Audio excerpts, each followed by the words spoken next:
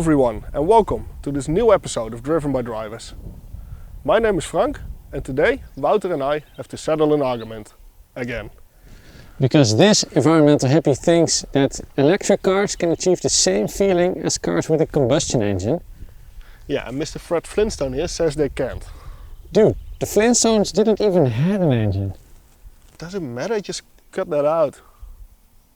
You can't just cut someone right in the middle of the... I don't give a...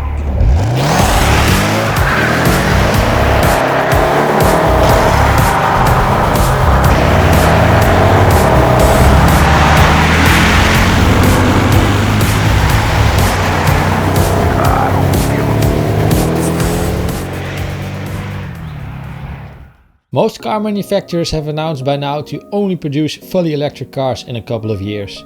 Today is a salute to the past because our hippie here is driving a 5.5 liter supercharged V8. We're calling each other names now?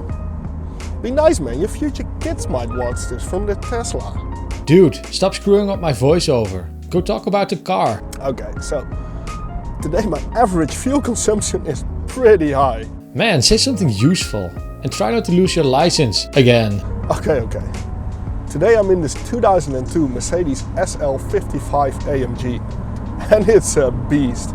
I mean, cut the bullcrap, this is a serious toy. Facts and figures: 1855 kilos, 467 brake horsepower and 700 Newton meters of torque. 0 to 100 kilometers an hour, 4.7 seconds. And what it feels like to drive a machine like that? Well, pretty relaxing actually. I mean, it's not a race car, it's a roadster. You can also take a car like this on a nice little cruise. You don't always have to go flat out. And believe me, I learned this the hard way. Yes, there's some serious technique in a car like this, but that can also be used to relax. Take for example the active body control, or ABC as they call it. This type of suspension uses a hydraulic fluid to regulate the handling. It's an insanely complex system, and believe me, you don't want it to break because you go bankrupt on it. There's a magnificent balance between handling and comfort. And if I'm cruising like I am doing now, it's very smooth. This car is not light or nimble like for example a BMW Z4 or a Porsche 911. But that's what makes the ride so solid. It's like a house on wheels. Driving wise and price wise. This thing costed more than the house I just bought. But you do get your money's worth on options on this car. This car is fitted with almost every thinkable option from the early 2000s. Things like 2-zone climate control and electric mirrors were just standard on a car like this. And for the price of a house, Mercedes made sure that you would sit better than you do in your living room by installing these fully adjustable memory seats. It uses power to adjust the position, and the cushions can be filled by an air compressor to make sure you can achieve your ultimate driving position. And if that's not enough for you, there is a massage function as well.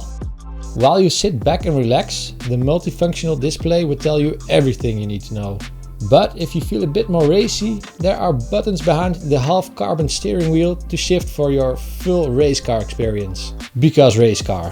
What's also worth mentioning is that back in the day, this Mercedes was available with adaptive cruise control, which unfortunately this car doesn't have. What it does have, however, is this carbon finish in the interior. It's so 2000 and yet it aged so well. But there is one option pack fitted to this car that is absolutely worth mentioning. Mercedes introduced the P030 option in 2004. And even though this car is from 2002, the owner back then had this option refitted. And that P030 option is the F1 package. This includes a more aerodynamic front bumper, a rear spoiler, 19-inch wheels to fit the bigger brakes that came in this kit, a limited slip differential and a lowering of the suspension. Quite impressive, but to be fairly honest, the lowering is not that great. This car was already pretty low as it came. And the F1 package lowered it even more, and that means it's just a bit fancy. If you drive it in the lowest setting, you probably smash the front bumper on every speed bump. But then again, it's a performance package and you don't choose that to get over speed bumps. The F1 front bumper was the idea of Bernd Mailander and originates from the SL55. The way the lines fade away from the headlights is just astonishing. It really complements the massive front of this car.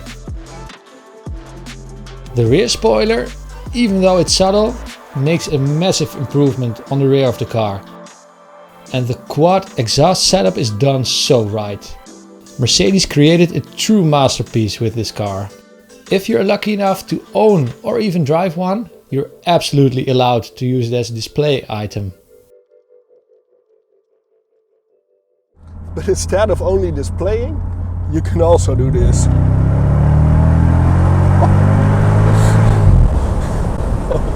That is insane. I mean, this car almost has too much power.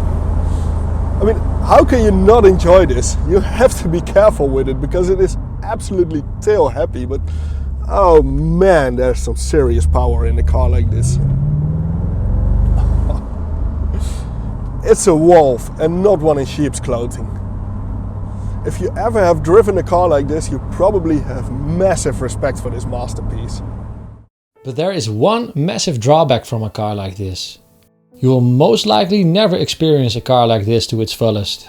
If you want to corner this car at its limit, you need a racetrack. There is no way you can throw a car like this around a corner on a public road, like for example the E36 we drove. The power is great, but the handling is so good that you can't experience it within the speed limits. And there's another massive drawback: running costs. The average fuel consumption, and I know you don't buy a car like this for the fuel consumption, but it kinda makes you wish this was an electric car. Not to speak for the repair bills. We asked the owner about the tax, insurance and repair costs.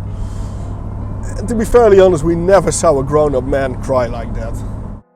However, there is the SL320 which might fit better in your price range. Our goal is to show you affordable youngtimers that you can pick up for, let's say, 10,000 euros. But would you like the 320 as much, knowing that this exists? No, I won't. The SL320 would be a big disappointment, simply because it cannot do this. If you just want a Mercedes hardtop convertible or anything, go out and buy the SLK AMG, because that would be worth so much more of your money. Or maybe a normal SLK if you have the money for that. Those are quite nice cars. But if you don't have the money to buy this car in the AMG version, you shouldn't. Now, we always ask ourselves the question, would I own one? And where I thought this would have been a no for me, it's definitely a yes. This car is worth every single penny.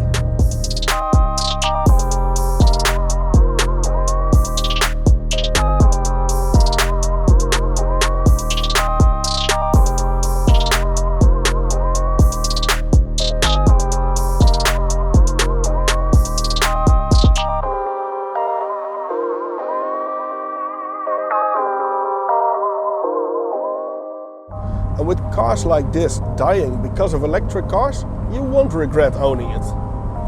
If you are still doubting if you should buy a dream car, go out and enjoy everything with a combustion engine. Because in one of the next episodes, we will be driving a Tesla Model 3.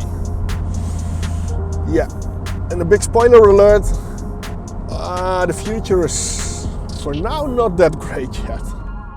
And I couldn't agree more with Frank on this. But we should also not be afraid of what's coming.